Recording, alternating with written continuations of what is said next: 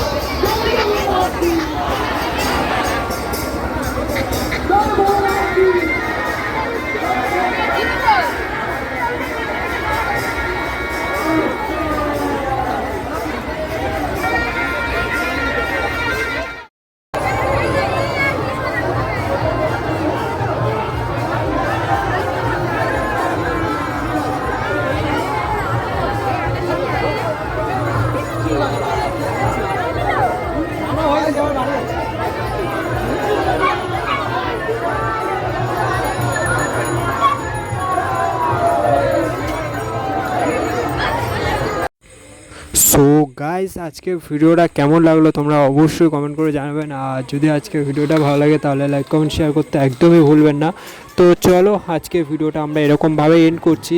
আর খুব তাড়াতাড়ি আমাদের চ্যানেলে মোটো ব্লগ বগেরা সব কিছু যেরকম আগে ভিডিও আসতো রেগুলার, সেরকম ভিডিও আসবে। আমি প্রথমে বলেছি যে একটা প্রবলেমের জন্য ভিডিও আনতে পারছি না, তো আশা করছি খুব তাড়াতাড়ি ভিডিও আসবে। তো আজকে ভিডিওটি যদি ভালো লাগে তাহলে লাইক কমেন্ট শেয়ার করে অবশ্যই পাশে থাকবেন, এবং সবাই ভিডিওটি বেশি বেশি শেয়ার করুন যাতে একটু ভালো পরিমাণে ভিডিওতে ভিউজ আসে। তো সবাই ভালো থাকবেন, সুস্থ থাকবেন, টাটা, গুড বাই।